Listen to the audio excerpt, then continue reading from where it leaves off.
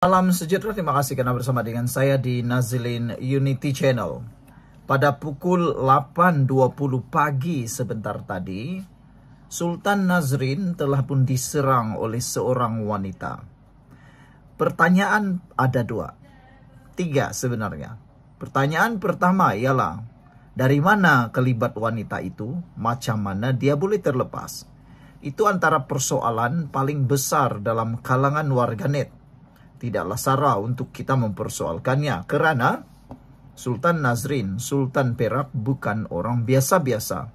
Sepatutnya perlu perhatian dan juga perlindungan 100%. Yang jadi tanda tanya, bagaimana wanita itu boleh menyelinap dari belakang, tiba-tiba ada di atas pentas, lalu sempat pula memeluk Sultan Nazrin.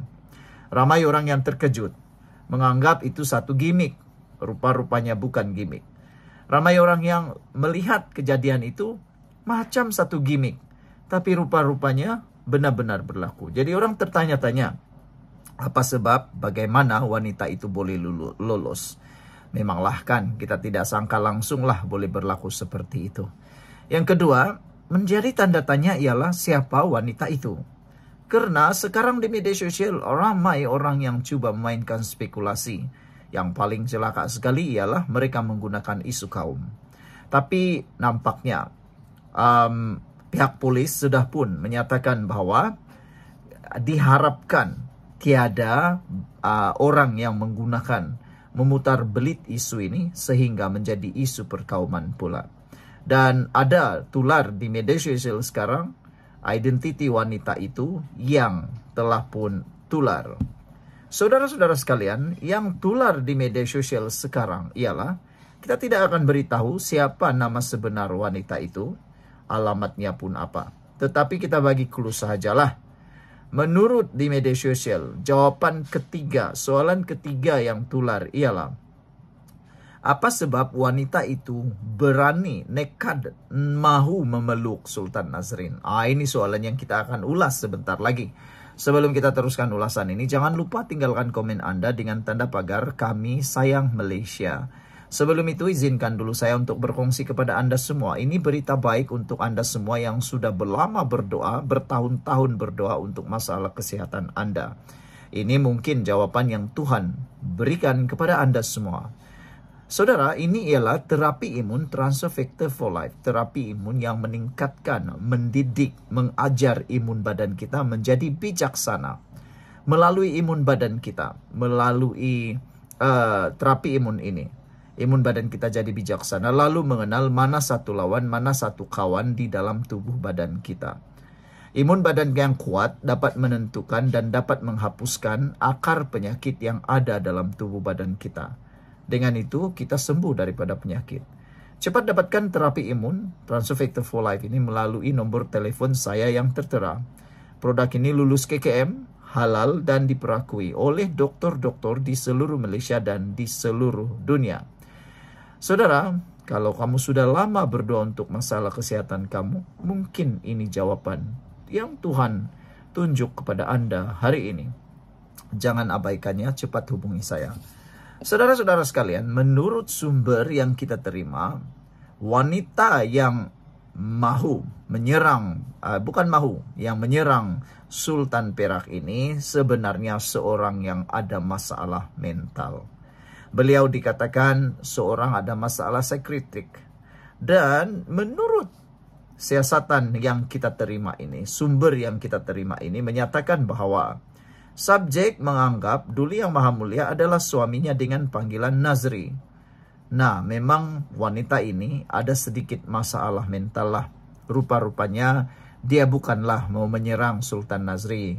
Tetapi beliau mahu memeluk Sultan Nazrin kerana menganggap baginda adalah suaminya. Jadi memang wanita ini ada masalah mental lah kan. Sebenarnya dia bukanlah mau mencederakan, tetapi dia menganggap, melihat Duli Yang Maha Mulia Sultan Perak seperti seorang suaminya, adalah suaminya dengan panggilan Nazri. Tapi itulah, agak kesian jugalah wanita ini. Bagaimanapun kita berdoa supaya masalah ini dapat diselesaikan dengan segera. Dan menurut laporan ini juga, ujian tes urin telah dibuat, rawatan pemeriksaan HPRB juga sudah dibuat, dan menurut maklumat yang kita terima ini, wanita ini seorang yang bekerja di McDonald dan beliau kononnya tinggal di Ipoh juga. Nah, jadi kita berdoalah supaya semuanya ini terjawab, terungkai dengan segera. Sekian dulu untuk kali ini. Jangan lupa tinggalkan komen Anda. Apa pula persoalan yang timbul di pikiran Anda? Ada 3 persoalan utama yang timbul. Pertama, bagaimana dia menyelinap. Kedua, siapa wanita ini? Yang ketiga, apa sebab dia mahu memeluk Sultan Nazrin, Sultan Perak? Kita jumpa lagi. Bye-bye. Salam sejahtera. Terima kasih karena bersama dengan saya di Nazilin Unity Channel. Saudara-saudara sekalian, heboh hari ini dalam sambutan Hari Kebangsaan di Perak. Sultan Perak diserang. Yang menjadi kekesalan kita ialah betapa ada orang yang memang kita boleh cakap, entahlah, pemikirannya masuk air mungkin, otak masuk air mungkin, ataupun tak tahulah apa nak boleh cakap lagi. Baru saja berlaku 2-3 saat, sudah main resis, main bangsa. Belum lagi ada kenyataan dikeluarkan oleh mana-mana pihak berkuasa, sudah ramai pihak yang menggunakan isu resis. Mereka menggunakan isu itu untuk menyerang bangsa yang lain. Ini satu tindakan yang betul-betul tidak, kita betul-betul tak boleh terimalah. Jadi akhirnya hari ini didedahkan di Facebook siapa sebenarnya orang yang bertanggung jawab, atau siapa sebenarnya orang yang telah pun didapati menyerang ataupun mengambil kesempatan menyerang Sultan Perak. Saudara, menurut laporan polis, apa yang berlaku ialah seorang wanita berkelakuan tidak senonoh di pentas utama Duli Yang Maha Mulia Sultan Perak sempena Hari Kebangsaan. Tarikh kejadian ialah pada 31 hari bulan Ogos 2025 pada pukul 8.20 pagi. Tempat kejadian pentas utama Duli Yang Maha Mulia. Apa yang berlaku terkesan satu orang perempuan Melayu telah menaiki pentas utama dan cuba memeluk Duli Yang Maha Mulia Sultan di pentas utama ketika lagu Negeri Perak sedang dikumandangkan. Subjek telah menaiki pentas melalui tepi sisi sebelah kanan dan hanya sempat berada di atas pentas sebelum berjaya ditahan. Butiran subjek menunjukkan beliau seorang bekerja McD Jelapang. Alamatnya juga dinyatakan, dan wanita ini adalah seorang wanita bukan berbangsa Cina, bukan juga India, tetapi inilah yang paling kita marah. Ada ramai orang yang menggunakan isu bangsa. Kita tak sukalah orang-orang macam ni. Menariknya ialah hasil temu bual daripada subjek menyatakan bahwa subjek menganggap Duli Yang Maha Mulia adalah suaminya dengan panggilan Nazri. Subjek juga mempunyai 2 rekod JBS yang mana subjek juga terkesan mempunyai kad rawatan pakar neurologi HPRB masalah saraf otak.